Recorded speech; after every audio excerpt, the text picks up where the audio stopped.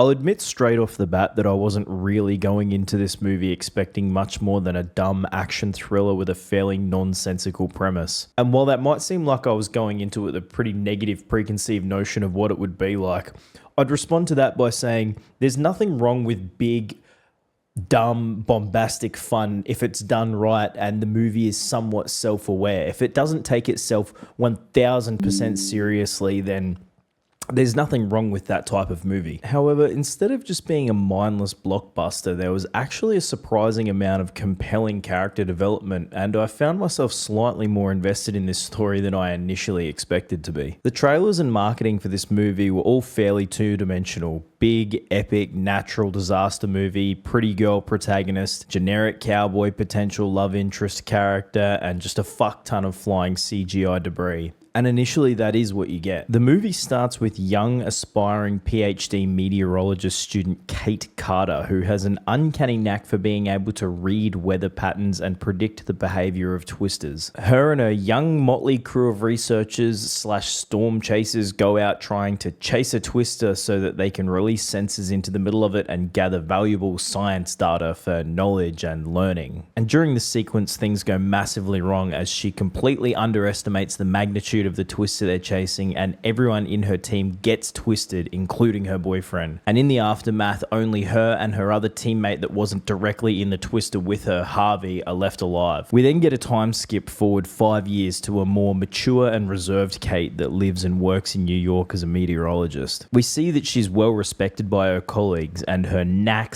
/ intuition for knowing what inclement weather is likely to do is being put to good use in deciding whether or not to issue weather warnings. One day she receives an out-of-the-blue visit from her old storm-chasing teammate Harvey, who's grown up and matured himself. Harvey updates Kate with what he's been doing in the 5-year interim and that he was in the military, doesn't specify what branch, operating highly advanced and sensitive radar systems. He says that he's now out of the military and got his hands on a portable form of these radar units. He then tries to convince Kate to come with him to use these new radar units that he's got his hands on to triangulate and get like a 3D scan of twisters for completely benign and altruistic reasons. Nothing more to see here. He's just gathering data for the good of mankind so that they can prevent natural disasters or predict them at the very least. So after a bit of deliberation and having a bad dream about her boyfriend that died in the twister 5 years ago, Kate decides to leave her life in New York and go and help Harvey with his research. It's here during the preparation for their first storm chasing mission with all the newly assembled team of representatives from a bunch of generic 3-letter organizations we're introduced to the cowboy. Tyler Owens, he's a storm chasing social media influencer that appears to only be interested in clout, views, and shilling merch to his audience. Initially, the interactions these two characters have with each other makes them both equally off-putting. Kate is characterized by having an extremely condescending view of Tyler for being a lowly YouTuber. It's a pretty good personification of the way mainstream news outlets look down on independent media, despite the fact that more and more people are choosing to get their information and their entertainment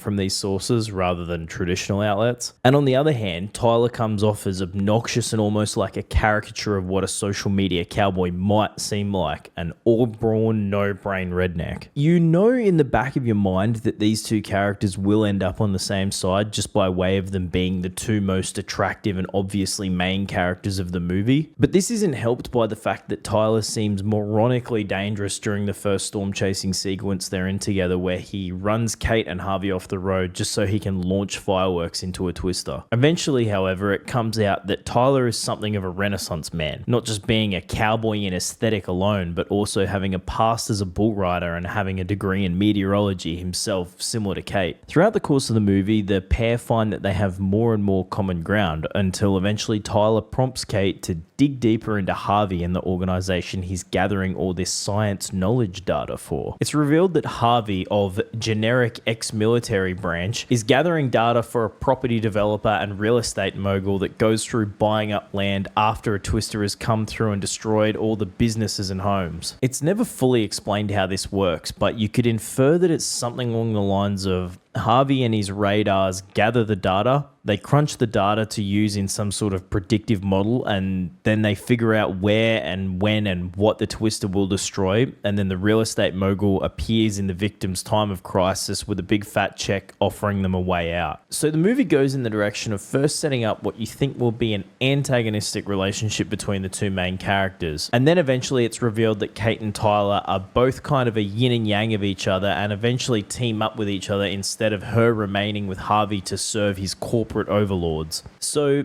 this obviously is a far cry from the deepest movie plot of all time, but it's actually a step above what I was expecting from the promotional material. Like, I can't stress enough the fact that I was thinking this would be just a big, dumb, just over-the-top blockbuster natural disaster movie, but there's actually slightly more beneath the surface than it might seem from the trailers. Another way this movie slightly surpassed my expectations was that I was expecting them to kind of anthropomorphize the twisters to a comical degree and make it seem like the twisters were almost consciously chasing the characters or out to get them. I didn't particularly get this sense from the movie. Most of the danger is presented as only really being a result of them actively chasing down the twisters, and not so much like them being hunted by the twister like it's a shark or something. There was one scene in the middle of the movie where it does feel like a twister does just kind of pop up out of nowhere for the sake of making something happen.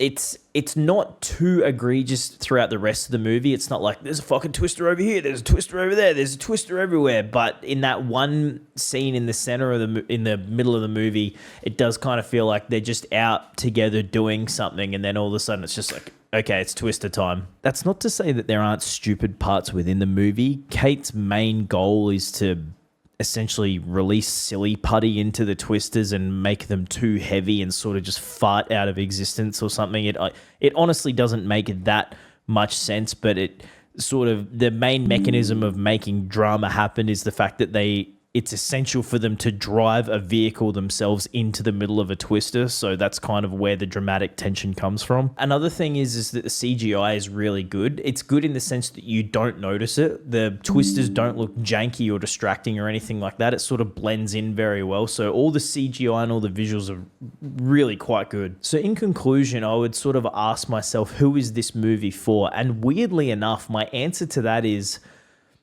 take your girlfriend or your mum to see this. I know that sounds stupid, but easily the standout performance and the main draw of this movie is Glenn Powell. He absolutely carries this thing. He's charismatic, he's handsome, he's manly and protective without being an overbearing asshole, and overall he's a very enjoyable actor to watch. Daisy Edgar Jones is slightly less of a standout as a bit of a Jane Everywoman, but isn't so milquetoast that I feel like I have no investment in her character at all. So yeah, Twisters is definitely nothing super groundbreaking, but it's definitely a far cry from the dumpster fire I thought it was going to be from the trailers.